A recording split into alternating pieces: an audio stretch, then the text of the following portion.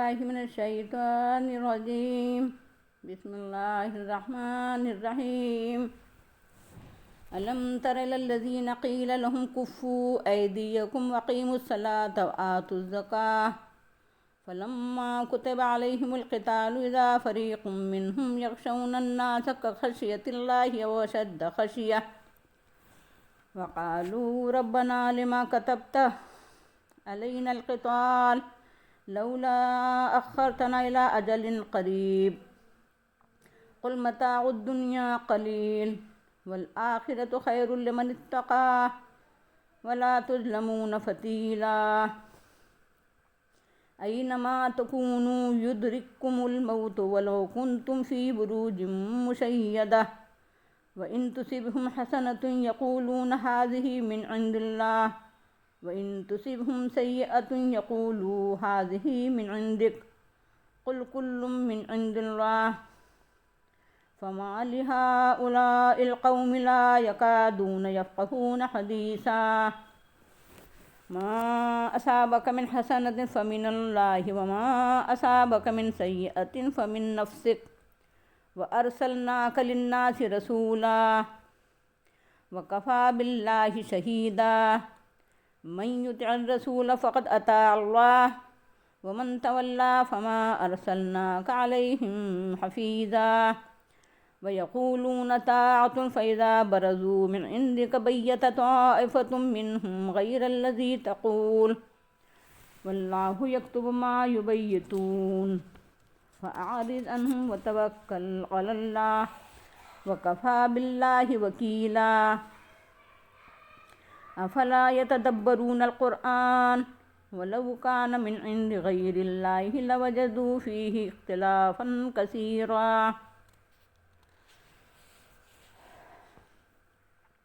کیا تم نے ان لوگوں کے بارے میں غور نہیں کیا جن سے کہا گیا تھا کہ ہاتھ روکے رہو اور نماز قائم کرو اور زکوٰۃ ادا کرو؟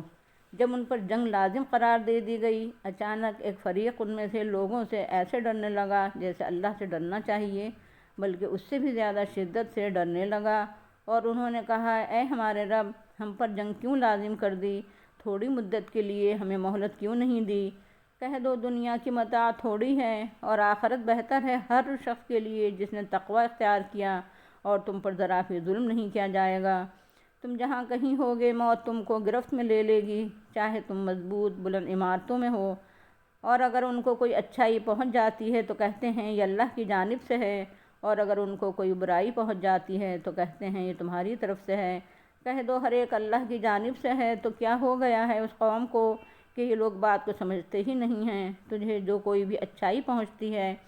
تو وہ اللہ کی جانب سے ہوتی ہے، اور تجھے جو کوئی برائی پہنچتی ہے تو وہ تیرے نفس کی طرف سے ہوتی ہے، اور ہم نے آپ کو لوگوں کے لیے رسول بنا کر بھیجا ہے، اور گواہی کے لیے اللہ کافی ہے۔ جس نے رسول کی اطاعت کی تو اس نے در حقیقت اللہ کی اطاعت کی، اور جس نے منہ موڑا تو ہم نے تم کو ان پر نگراں بنا کر نہیں بھیجا ہے۔ اور وہ کہتے ہیں ہم فرمانبردار ہیں، تو جب تمہارے پاس سے اٹھ کر چلے جاتے ہیں تو ان میں سے ایک گروہ رات کو اس کے خلاف مشورہ کرتا ہے جو تم کہتے ہو، اور اللہ نوٹ کر لیتا ہے وہ جو کچھ رات کو مشورہ کرتے ہیں، تو ان سے اعراض کرو اور اللہ پر بھروسہ رکھو، اور کارسازی کے لیے اللہ کافی ہے۔ کیا وہ قرآن پر غور و فکر نہیں کرتے؟ اگر وہ کسی غیر اللہ کے پاس سے ہوتا تو اس میں بہت سے اختلاف پاتے۔ وَإِذَا جَاءَهُمْ أَمْرٌ مِّنَ الْأَمْنِ أَوِ الْخَوْفِ أَذَاعُوا بِهِ وَلَوْ رُدُّوهُ إِلَى الرَّسُولِ وَإِلَى أُولِي الْأَمْرِ مِنْهُمْ لَعَلِمَهُ الَّذِينَ يَسْتَنبِطُونَهُ مِنْهُمْ وَلَوْلَا فَضْلُ اللَّهِ عَلَيْكُمْ وَرَحْمَتُهُ لَاتَّبَعْتُمُ الشَّيْطَانَ إِلَّا قَلِيلًا فَقَاتِلْ فِي سَبِيلِ اللَّهِ لَا تُكَلِّفُ إِلَّا نَفْسَكَ وَحَرِّضِ الْمُؤْمِنِينَ عَسَى اللَّهُ أَن يَكُفَّ بَأْسَ الَّذِينَ كَفَرُوا وَاللَّهُ أَشَدُّ بَأْسًا وَأَشَدُّ تَنكِيلًا من يشفع شفاعة حسنة يكن له نصيب منها ومن يشفع شفاعة سيئة يكن له كفل منها وكان الله على كل شيء مقيتا وإذا حييتم بتحية فحيوا بأحسن منها أو ردوها إن الله كان على كل شيء حسيبا الله لا إله إلا هو ليجمعنكم إلى يوم القيامة لا ريب فيه ومن أصدق من الله حديثا۔ اور جب ان کو امن یا خوف کی کسی بات کی سنگن ہو جاتی ہے تو اسے پھیلانے لگتے ہیں، اور اگر وہ اسے رسول تک پہنچا دیتے یا اپنے میں سے ذمہ داروں تک تو اسے وہ لوگ جان لیتے جو اسے نتیجہ اخذ کر سکتے ہیں، جو اس کے تہہ تک پہنچ سکتے ہیں۔ اور اگر تم پر اللہ کا فضل و کرم نہ ہوتا اور اس کی مہربانی نہ ہوتی تو تم تھوڑے سے لوگوں کے علاوہ شیطان کے پیچھے چل پڑتے۔ پس اے نبی، قتال کرو اللہ کے راستے میں، تمہارے اوپر بس تمہاری ہی ذمہ داری ہے، اور اہل ایمان کو ابھارو، توقع ہے کہ اللہ روک دے گا اہل انکار کے خوف اور قوت کو، اور قوت تو اللہ کی ہی زیادہ شدید ہے اور عذاب بھی اللہ ہی کا شدید ہے۔ جو شخص اچھی سفارش کرتا ہے تو اس میں سے اس کا بھی حصہ ہوتا ہے، اور جو شخص بری شفاعت کرتا ہے تو اس میں سے اس کا حصہ ہوتا ہے، اور اللہ ہر چیز پر اقتدار رکھتا ہے۔ اور جب تم کو مبارکباد دی جائے تو تم اس سے اچھی مبارکباد دو، اللہ ہر چیز کا حساب لینے والا ہے، اللہ کے سوا کوئی الہ نہیں ہے، وہ تم کو ضرور جمع کرے گا قیامت کے دن جس میں کوئی شبہ نہیں ہے، اور اللہ کی بات سے بڑھ کر کس کی بات سچی ہو سکتی ہے۔ یہ سورہ نساء کا رکوع 11 ہے جس کی تلاوت کی گئی اور ترجمہ پیش کیا گیا۔ آئیے اس میں غور کریں اور اس کے احکام کو اپنانے کی کوشش کریں۔ اسلام اور قرآن کی نگاہ میں خون ریزی اور جنگ کوئی مطلوب چیز نہیں ہے۔ اسلام اور قرآن انسانی فطرت سے مایوس نہیں ہیں، اس لیے اصلاح و انقلاب کے لیے وہ دعوت اور تبلیغ کے ذریعے اخلاق اور تہذیب کے دائرے میں رہ کر ذہنوں کو ہموار کر کے، عقل و ہوش سے اپیل کر کے، حکمت اور اچھی نصیحت کے ذریعے باطل تصورات کو ذہنوں سے کھرچنے اور دلوں سے زنگ دور کرنے اور صحیح تصورات اور عقائد ذہنوں اور دلوں میں بٹھانے کی کوشش کرتا ہے۔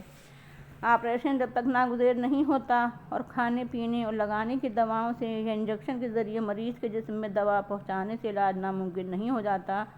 تب تک ڈاکٹر آپریشن نہیں کرتا ہے۔ بالکل اسی طرح اسلام اور قرآن مجید مجبوری درجے میں آپریشن کی اجازت بھی دیتا ہے اور حکم بھی دیتا ہے کہ اگر سڑے ہوئے عضو کو کاٹ کر پھینکا نہیں جائے گا تو پورا جسم سڑ جائے گا۔ جسم و جان کو بچانا ہے تو آپریشن کرانا ضروری ہے۔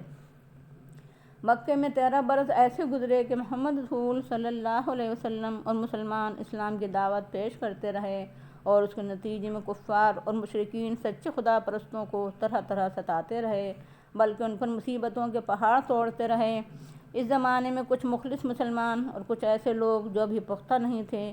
یا مدینے ہی میں قتال اور جنگ کی اجازت سے پہلے ایسے لوگ جنہیں رسول کی رسالت میں اور آپ صلی اللہ علیہ وسلم پر وحی نازل ہونے میں شک و شبہ تھا،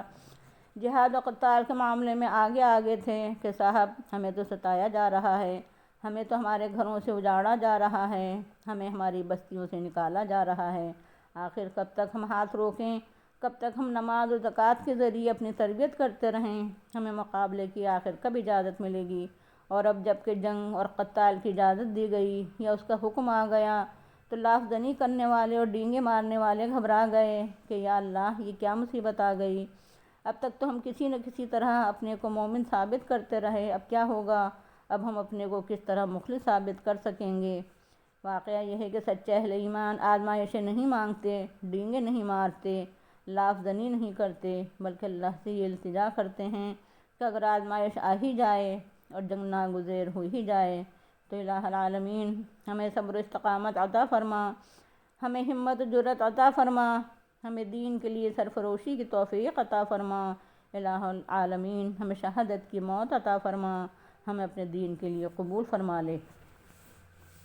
سچے اہل ایمان شعوری طور پر نماز قائم کر کے اور زکوٰۃ ادا کر کے اپنی تربیت کرتے رہتے ہیں کہ جب یہ جہاد کی آخری شکل قتال کا موقع آئے گا تو انشاءاللہ اس تربیت کے نتیجے میں ہم سر کٹانے اور جان قربان کرنے سے بھی دریغ نہیں کریں گے۔ دراصل سچے اہل ایمان اللہ سے اور صرف اللہ سے ڈرتے ہیں، وہ انسانوں سے اور ان کے لاؤ لشکر سے، ان کے ہتھیاروں اور ان کے ٹینکوں اور میزائل سے نہیں ڈرتے، ان کے ایٹم یا ہائیڈروجن بموں سے اور مادی طاقتوں سے نہیں ڈرتے۔ انہیں یقین ہوتا ہے کہ موت کا وقت مقرر ہے، وہ آ کر رہے گی اور جس طرح اللہ نے لکھ دی ہے اسی طرح آئے گی، اس لیے ان کے اندر بزدلی اور کمزوری کے بجائے ہمت و جرأت، بے باکی اور سرفروشی اور جذبہ شہادت پیدا ہو جاتا ہے، اور وہ خاک و خون میں تڑپ کر ریت کے ذروں پر خون کی تحریر سے اپنے ایمان کی سچائی ثبت کرتے ہیں اور زبان حال سے کہتے ہیں سبتس برجریدہ عالم و دوام ماں۔ سچا مسلمان دنیا اور ما فیہا کو حقیر جانتا ہے، اس لیے جہاد و قتال سے گریز نہیں کرتا اسے یقین ہوتا ہے کہ خدا سے ترجان لرزاں رہ کر اس سے ڈر کر زندگی گزارنے والے پارسا اور پرہیزگار لوگوں کے لیے آخرت بہتر اور برتر ہے۔ سچے مسلمانوں کو رسول پر بھرپور اعتماد ہوتا ہے۔ انہیں رسول کی سربراہی میں جو فتح اور کامرانی حاصل ہوتی ہے اسے بھی رسول کے ذریعے اللہ کے فضل و کرم کا نتیجہ سمجھتے ہیں، اور اگر کہیں شکست دوچار ہونا پڑے یا کسی طرح کی اذیت پہنچ جائے تو اسے رسول کی بے تدبیری نہیں قرار دیتے بلکہ اللہ کی جانب سے آزمائش شمار کرتے ہیں۔ سچے ایمان والے اللہ اور رسول کی ہر بات پر توجہ دیتے ہیں، اسے سمجھ لیتے ہیں اور ہر حکم پر لبیک کہتے ہیں، اور ہر خوبی اور کامیابی کو اللہ کی طرف سے سمجھتے ہیں اور ہر برائی اور ناکامی کو اپنے نفس کی کمزوری سمجھتے ہیں۔ سچے اہل ایمان کو اللہ کے رسول صلی اللہ علیہ وسلم کی رسالت پر پورا یقین ہوتا ہے اور اس سلسلے میں وہ اللہ کی گواہی کو کافی سمجھتے ہیں۔ سچے اہل ایمان پوری زندگی میں رسول صلی اللہ علیہ وسلم کی اطاعت کرتے ہیں اور رسول صلی اللہ علیہ وسلم کی اطاعت کو اللہ کی اطاعت سمجھتے ہیں کہ رسول اپنی طرف سے کوئی حکم دیتے ہی نہیں ہیں، وہ جو کچھ بھی ہدایت اور احکام دیتے ہیں وہ سب اللہ کی طرف سے دیتے ہیں۔ سچے اہل ایمان یہ نہیں کرتے کہ رسول کے سامنے تو وہ فشاری و اطاعت گزاری کا دم بھریں اور وہاں سے اٹھ کر مخالفانہ سرگرمیاں سرگوشیاں شروع کر دیں۔ سچے اہل ایمان قرآن میں تدبر و تفکر کرتے رہتے ہیں اور اللہ کی کتاب میں غور و فکر کر کے نتیجے میں انہیں یقین حاصل ہوتا رہتا ہے کہ قرآن اگر غیر اللہ کی طرف سے ہوتا تو 23 برس تک اترنے والا قرآن اپنے فکر و نظر میں، عقائد اور افکار و نظریات میں اس قدر ہم آہنگی کا ثبوت فراہم نہیں کر سکتا تھا۔ انسان پر اس کے متعلق نتیجے میں اور حالات کے اختلاف کی وجہ سے مختلف اثرات مرتب ہوتے رہتے ہیں۔ اس کے خیالات اور افکار میں ترقی اور تنزل دونوں کے دور آتے رہتے ہیں، مگر قرآن از اول تا آخر توحید سے وابستہ ہے، رسالت سے وابستہ ہے، آخرت سے وابستہ ہے۔ اللہ کے حقوق اور بندوں کے حقوق پر اگر اس نے شروع میں زور دیا ہے تو کہیں بھی اس کے خلاف کوئی لفظ نہیں مل سکتا، بلکہ آخر تک اس کی یہی تعلیم رہی ہے۔ اس نے بندگی رب کی دعوت دی ہے، اس نے اطاعت الہی پر زور دیا ہے، اس نے خدا پرستی کے علاوہ ہر قسم کے پرستی کو ناروا قرار دیا ہے۔ پورا قرآن کھنگال ڈالیے، اس کی تعلیم میں کہیں فرق نہیں ملے گا۔ اس کے عقائد، اس کی اخلاقیات، اس کی عبادات، اس کی سماجیات، اس کی معاشیات اور سیاسیات سب باہم مربوط اور ہم آہنگ ہیں۔ غرض کہ سچا مومن یقین رکھتا ہے کہ محمد رسول اللہ صلی اللہ علیہ وسلم پر اترنے والی کتاب اللہ کی جانب سے اتری ہے۔ اگر وہ کسی غیر اللہ کی جانب سے ہوتی تو اس میں اختلاف ہوتا، مگر قرآن اختلاف سے پاک ہے اور اس کی تمام تعلیم ہم آہنگ اور مربوط ہے۔ سچا اہل ایمان عام حالات میں خصوصاً ہنگامی حالات میں کوئی اہم بات جس کا تعلق امن و امان یا جنگ اور قتال سے ہو پا لیتے ہیں تو اسے ادھر ادھر پھیلانے کے بجائے اپنے اولو الامر کو پہنچا دیتے ہیں، یعنی وہ ڈسپلن اور نظم بجماعت کے پابند ہوتے ہیں۔ سچے اہل ایمان عدم اعتماد کی فضا میں بھی اپنے اوپر قابو رکھتے ہیں اور مخالفوں کی ریشہ دوانیوں سے واقف ہونے پر بھی چراغ پا نہیں ہوتے، بلکہ ان کے سلام کرنے پر جواب میں کچھ نہ کچھ دعا کے الفاظ بڑھا دیتے ہیں یا کم از کم انہی الفاظ کو دہرا دیتے ہیں۔ سچے اہل ایمان ہمیشہ اس حقیقت کو اپنے سامنے رکھتے ہیں کہ اللہ کے سوا کوئی الہ نہیں ہے اور آخرت میں سب کو دربار خداوندی میں اکٹھا ہونا ہے، اور جو دعوت و پیغام اللہ نے اپنے نبیوں اور اپنی کتابوں کے ذریعے انسانیت کو دیا ہے وہ حق ہے، کیونکہ اللہ تعالیٰ کی تعلیم و ہدایت سے بڑھ کر دوسری کوئی بات ہرگز سچی نہیں ہو سکتی۔ اس مومنانہ کردار کے مقابلے میں منافقانہ کردار بھی نگاہ میں رکھیے۔ منافق لوگ چونکہ اپنے دل میں خود نفاق کا مرض محسوس کرتے ہیں، اس لیے اپنے کو مسلمان ثابت کرنے کے لیے انہی دعووں اور ڈینگوں کا سہارا لینا پڑتا ہے کہ آنے دو کوئی موقع، تب ہم دکھا دیں گے کہ اسلام کے لیے کس طرح قربانیاں دی جاتی ہیں، مگر ہم کیا کریں، ہمیں قتال کی اجازت ہی نہیں دی جا رہی ہے۔ منافق لوگ جب دیکھتے ہیں کہ جنگ لازم ہو گئی ہے تو دشمنوں کے خوف سے اس طرح ڈرنے لگتے ہیں جس طرح سچے مسلمان اللہ سے ڈرتے ہیں۔ مخالف فوج کے خوف سے تھراتے ہیں اور کپ کپانے لگتے ہیں اور دل ہی دل میں کہتے ہیں یا اللہ یہ کیا مصیبت آ گئی، اے اللہ تو نے اس مصیبت کو کچھ دنوں کے لیے اور کیوں نہ ڈال دیا۔ منافق لوگ خیال کرتے ہیں کہ دنیا کا لطف و لذت، بیوی بچوں میں عیش و عشرت کے ساتھ زندگی گزارنے سے محرومی آخر کیسے گوارا کریں، اور اگر ہم میدان میں اترے تو بس دنیا سے ہم سے دنیا چھن جائے گی۔ منافق لوگ اس بات پر پختہ یقین نہیں رکھتے کہ موت کے وقت اور موت کس طرح آئے گی۔ منافق لوگ اس بات پر پختہ یقین نہیں رکھتے کہ موت کا وقت اور موت کس طرح آئے گی یہ سب طے شدہ ہے اور اس کے خلاف نہیں ہو سکتا۔ منافق لوگ اللہ کے رسول تک پر اعتماد نہیں رکھتے، پھر کس پر انہیں اعتماد ہوگا؟ منافق لوگ اس حقیقت پر پورا یقین نہیں رکھتے کہ فتح و شکست اور دکھ سکھ سب اللہ کی جانب سے ہے۔ منافق لوگ اللہ اور رسول کی بات پر توجہ نہیں دیتے، اس لیے اللہ اور رسول کی باتیں ان کی سمجھ میں نہیں آتیں۔ منافق نماز قائم کر کے اور زکوٰۃ ادا کر کے اپنی تربیت کی طرف توجہ نہیں دیتے۔ منافق بس اللہ سے نہیں ڈرتے اور حرکت و ناقص سے ڈرتے ہیں۔ منافق دنیا پر فریفتہ اور مافیہ کے عاشق ہوتے ہیں، اسے جہاد و قتال ان کے بس کا روگ نہیں ہوتا۔ منافق رسول کی رسالت میں تذبذب میں مبتلا ہوتے ہیں۔ منافق قرآن میں تدبر و تفکر نہیں کرتے، اور اگر کرتے ہیں تو بدنیتی کے ساتھ کرتے ہیں۔ منافق لوگ اگر کچھ سنگن لے لیتے ہیں تو ملت کے سربراہوں تک نہیں پہنچاتے بلکہ لوگوں میں پھیلانے لگتے ہیں۔ منافق توحید، رسالت اور آخرت پر مخلصانہ ایمان سے محروم ہوتے ہیں۔ منافق اللہ رسول کی اطاعت کے بجائے شیطان کی اطاعت کرتے ہیں۔ وآخر دعوانا الحمد للہ رب العالمین۔ السلام علیکم ورحمۃ اللہ وبرکاتہ۔